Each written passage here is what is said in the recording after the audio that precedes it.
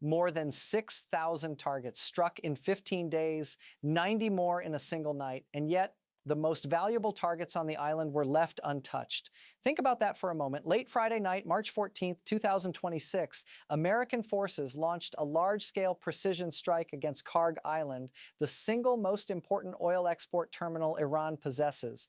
The attack targeted Iranian military infrastructure across the island, command centers, defensive installations, and military facilities. More than 90 targets were hit. But the oil terminals, the storage tanks, the loading infrastructure, the machinery that moves millions of barrels of crude into the global market, those were deliberately avoided. The oil stayed intact. That detail matters more than it might seem at first, because Kharg Island is not just another military location. Approximately 90% of Iran's oil exports pass through that single island. 90%. 9 out of every 10 barrels the country sends to the world. Picture the scale of that dependence in your mind. One location, one island, and nearly the entire export lifeline of a major energy-producing nation flows through it, which means what happened on March 14th was not simply a military strike, it was something more calculated. President Donald Trump announced the operation publicly on March 15th. His message was direct. American forces had struck Iranian military installations on Kharg Island, but the oil infrastructure had been spared, deliberately. Listen to the rhythm of that decision. Strike the defenses, leave the oil, strike the command systems, leave the export terminals, strike the military, leave the market. And then came the warning. President Trump stated that the oil facilities themselves could become targets if Iran continued disrupting shipping through the Strait of Hormuz. Let that sink in. The facilities that were spared might not be spared next time. Now, to understand the weight of that threat, you have to understand the geography of the region. The Strait of Hormuz is one of the most critical oil transit routes on Earth. In normal times, roughly 1/5 of the world's petroleum passes through that narrow waterway. 1/5. Imagine 5 tankers carrying oil to global markets. One of those 5 must pass through the Strait of Hormuz. That is the scale. And since the war began on February 28th, that waterway has effectively been closed to most tanker traffic. Closed. Not in theory, not in a temporary slowdown, closed in practice. Tankers have stopped moving through the strait. The reason is not just military activity, it is insurance. Maritime insurance rates for ships entering the Persian Gulf have increased by more than 500% since the conflict began. 500%. Many shipping companies have simply refused to send tankers through the region at any price. Think about the consequence of that. Even if a channel remains physically open, ships cannot move if insurers will not cover them. In the world of global commerce, insurance can shut down trade as effectively as missiles. And that is exactly what has happened. Oil shipments have stalled, shipping routes have been disrupted, and the global energy system has started to feel the pressure. Energy analysts say the supply chain disruptions are already spreading outward. Countries that depend heavily on Middle Eastern oil, including China, Japan, and South Korea, have begun releasing emergency reserves and searching for alternative suppliers, which tells you something important. The shockwaves are already moving. And remember the timeline here. The war began on February 28th. 15 days later, by March 15th, U.S. forces had already struck more than 6,000 targets across Iran. 6,000. That number includes missile launch sites, military infrastructure, naval vessels, and defensive systems. The White House says Iranian ballistic missile capability has been reduced by approximately 90%. Drone capability reduced by 95%. And Iranian naval losses include more than 65 vessels sunk during the conflict. Those are enormous numbers. But even after that level of military damage, Iran still retains the ability to threaten shipping in the Strait of Hormuz. How? 3 methods remain operational: mine-laying operations in the waterway, small boat attacks against vessels, and coastal missile batteries positioned along the Iranian shoreline. Those systems do not require a large navy. They require positioning, timing, and geography. And geography in that region is everything. The Strait of Hormuz is narrow, very narrow in shipping terms, which means even limited disruption can halt movement through the channel. Now pause for a second, because this brings us back to Kharg Island. Why strike 90 military targets on the island while carefully avoiding the oil terminals that handle 90% of Iran's exports? Why leave the most economically damaging targets untouched? The answer appears to lie in leverage. By sparing the oil infrastructure, the United States States avoided an immediate shock to global oil markets, but by publicly warning that those facilities could be struck next time, the threat now hangs over the entire situation, a possibility, a pressure point, a clock ticking in the background. There is a quote often used when power and restraint intersect. Sometimes restraint is the loudest warning, and that idea sits right at the center of what happened that night. The attack demonstrated that American forces could strike Kharg Island precisely, extensively, 90 targets in a single operation, but the oil terminals, the lifeline of Iran's export economy, remained standing, for now. Meanwhile, the Strait of Hormuz remains closed. Oil tankers are staying away. Insurance markets have effectively frozen maritime traffic. And governments across Asia are tapping emergency reserves. All of that pressure is building. But there is another layer to this story. Because when President Trump called on countries around the world to send warships to secure the Strait of Hormuz, not everyone agreed.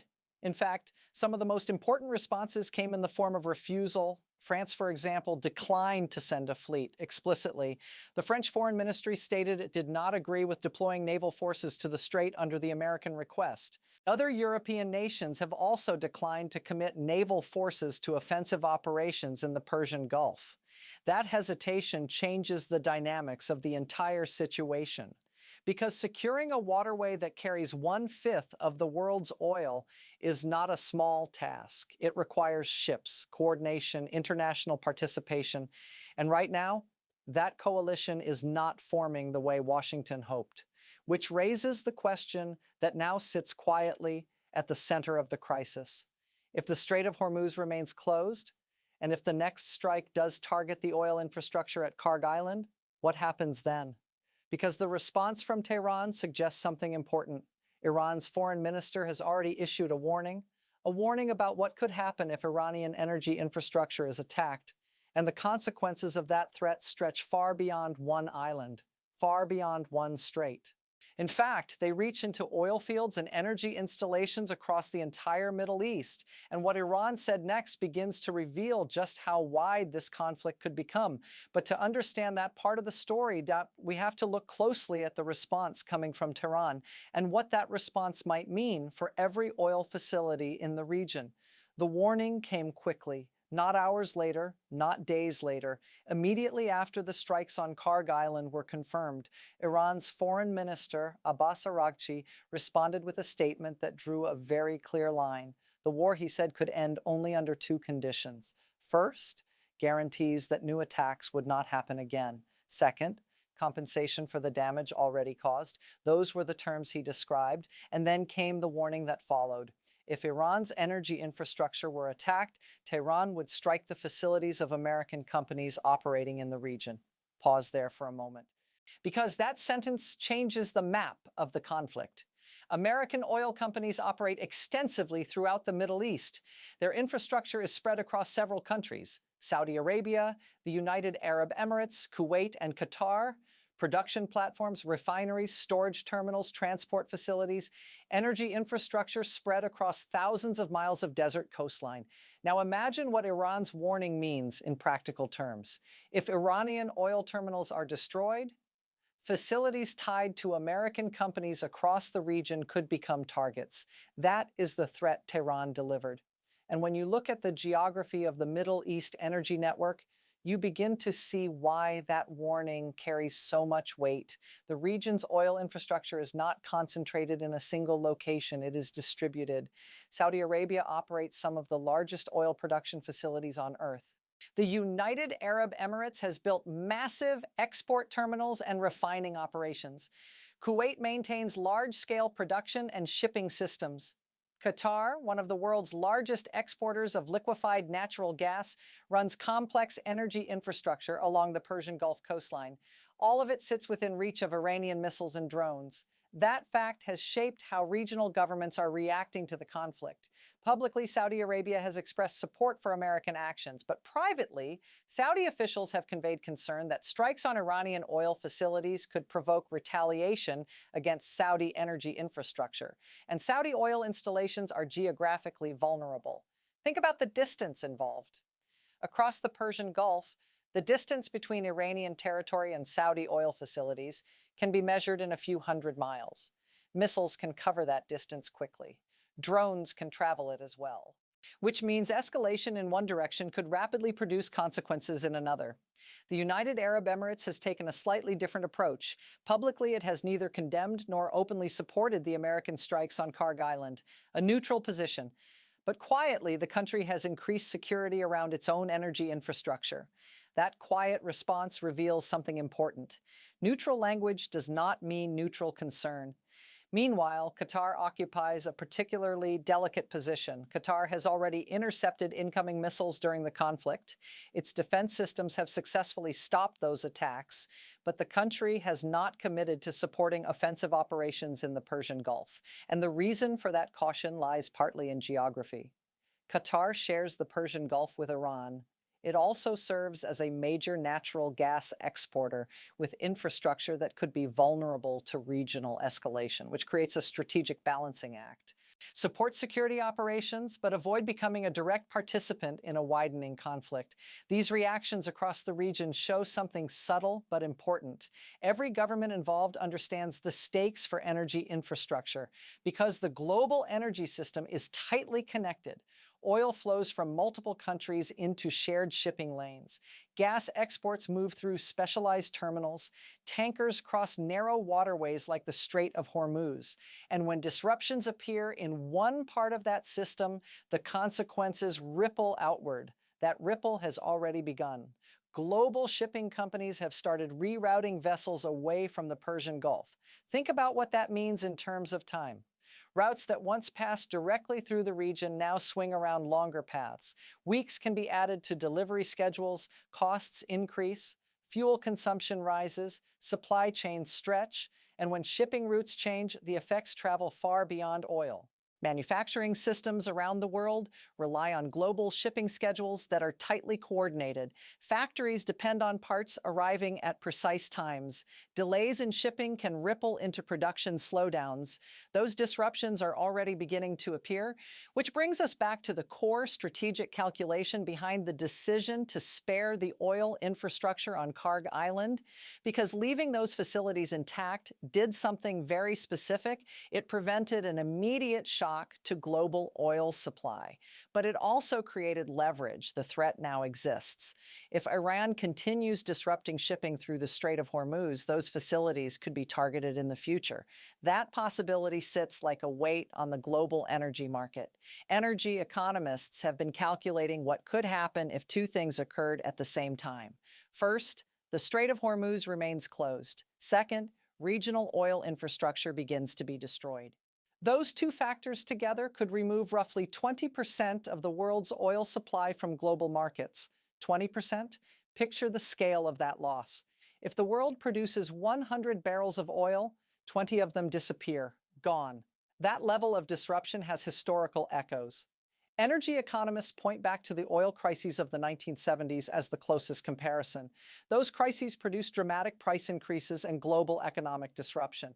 And analysts say a combined closure of the Strait of Hormuz with infrastructure destruction could drive prices to levels not seen since that era. Think about how narrow the path has become. On one side, military pressure. On the other, economic shock. And right in the middle sits Kharg Island, still exporting oil, but under threat. Now here is where the strategic gamble becomes clear. The White House appears to believe that threatening Iran's oil infrastructure will pressure Tehran into negotiations. In other words, the threat itself might force movement without requiring the threat to be carried out. That is the theory. But the response from Tehran suggests something different. Iran's leadership has signaled that it may be willing to accept infrastructure destruction rather than concede to American demands. That response introduces a different possibility if neither side backs down. The next step could involve exactly the targets that were spared during the March 14th strikes. The oil terminals, the storage tanks, the export machinery, the infrastructure that moves 90% of Iran's oil to global markets. And if those facilities are destroyed, Iran has already said it would respond by targeting energy infrastructure connected to American companies across the region. That is the exchange now hovering over the conflict. A chain reaction. Energy infrastructure on one side, energy infrastructure on the other. There is a phrase that captures moments like this. When pressure builds, even steel can bend. Right now, pressure is building on every side of the equation. Shipping has stalled, insurance markets are tightening, energy reserves are being released, governments are calculating their next steps. And in Washington, the strategy appears to hinge on a single assumption, that the threat alone will force Iran to negotiate. But the events unfolding since February 28th suggest something more complicated. Iran's military capabilities have been heavily degraded, ballistic missile capacity reduced by 90%, drone capability reduced by 95%, more than 65 naval vessels sunk, over 6,000 targets struck across 15 days. Those numbers are enormous. Yet even after all of that, the Strait of Hormuz remains effectively closed. Iran still retains the ability to threaten shipping. And Tehran's response to the Kharg Island strike shows no sign of immediate capitulation, which means the conflict has reached a moment where two realities exist at the same time. The military balance has shifted dramatically, but the strategic outcome remains unresolved. And the next decision, the next strike, the next retaliation, the next negotiation could determine whether the global energy system stabilizes or whether the conflict spreads across the entire network of oil facilities surrounding the Persian Gulf. Right now, the world is watching a very specific calculation unfold. Strike the military, spare the oil, threaten the infrastructure, wait for the response. And the question hanging over everything is simple. What happens if the response is not the one Washington expects? Because if the Strait of Hormuz stays closed, and if the next targets include oil infrastructure, the consequences would move far beyond Kharg Island. They would reach into the foundations of the global economy itself. And that brings us to the final piece of this story, the gamble, the decision behind it, and the fragile balance that now holds the entire situation together. 15 days, that is the entire length of this war so far. 15 days since February 28th. And in that short stretch of time, the United States has carried out strikes on more than 6,000 targets across Iran. Ballistic missile capability reduced by roughly 90%, drone capability cut by 95%, more than 65 Iranian naval vessels sunk. Those are the numbers. But numbers alone do not tell the full story, because even after that scale of military degradation, one critical fact remains unchanged. The Strait of Hormuz is still effectively closed to most tanker traffic. Think about that carefully. One of the most important energy transit points on Earth, the narrow waterway through which roughly 1/5 of the world's petroleum normally passes, is now largely shut down. Not by a single dramatic blockade, not by a massive naval battle, but by a combination of threats, insurance costs, and the lingering risk of attack. Shipping companies are refusing to send tankers into the region. Insurance rates have increased by more than 500%. 500%. At those prices, the financial risk becomes overwhelming. Even companies willing to accept the danger cannot operate without insurance coverage. So the tankers stay away. And when the tankers stay away, the oil stays put. That is where the world finds itself on March 15th, 2026. Now step back for a moment and consider the strategic landscape. The United States has demonstrated it can strike deep into Iranian territory. More than 6,000 targets in just 15 days. And on March 14th, American forces struck Kharg Island, the island through which roughly 90% of Iran's oil exports flow. 90 targets hit in one night, command centers destroyed, defensive installations eliminated, military infrastructure dismantled. But the oil infrastructure itself was spared. That choice created a very specific situation. The capability to destroy Iran's export lifeline has been demonstrated, but the actual destruction has not occurred. And that gap between capability and action is where the strategic gamble lives. President Donald Trump has made the logic behind that gamble clear. He has urged countries around the world to send warships to help secure the Strait of Hormuz and reopen it to commercial shipping. His position is straightforward: no deal with Iran until two conditions are met. The Strait of Hormuz must be secured, and Iran's military capabilities must be substantially degraded. One of those goals has already been partially achieved. The degradation of Iranian military capability is visible in the numbers reported by the White House.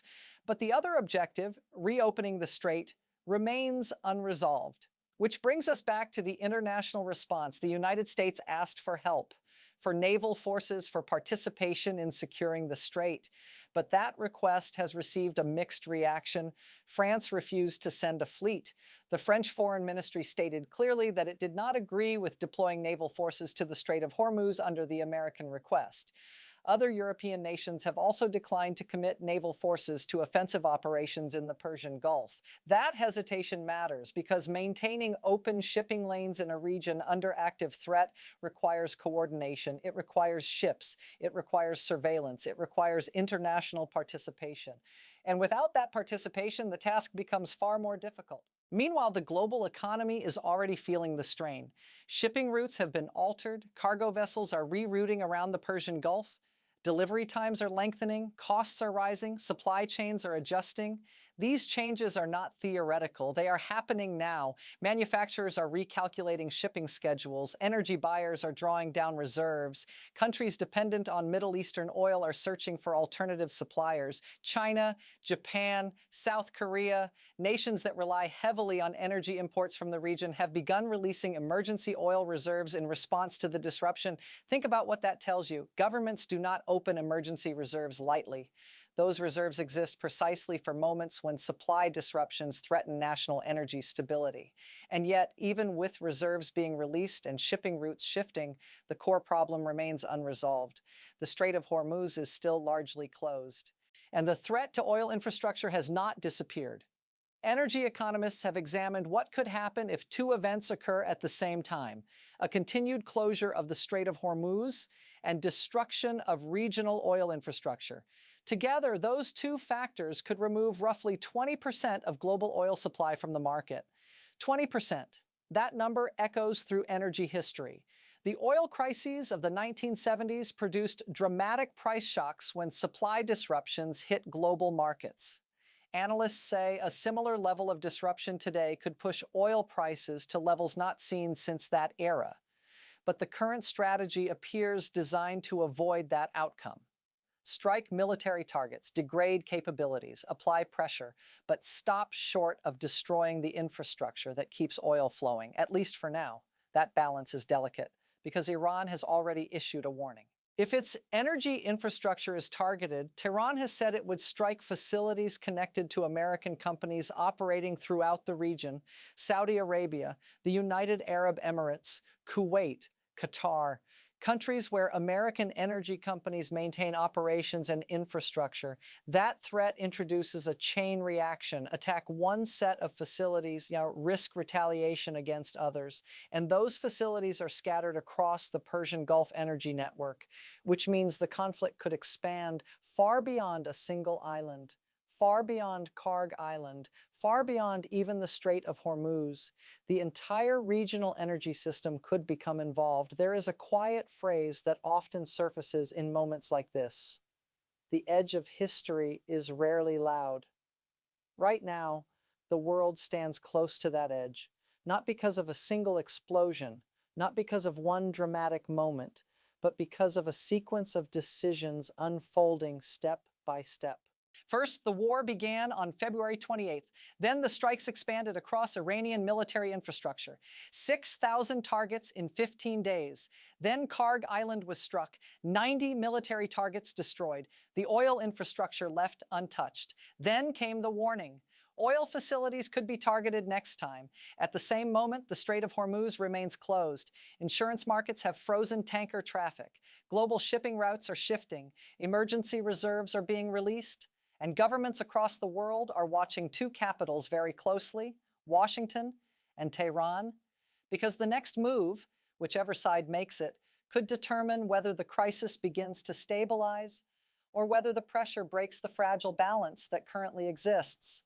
The strategy relies on a specific assumption that the threat of destroying Iran's oil infrastructure will push Tehran toward negotiation.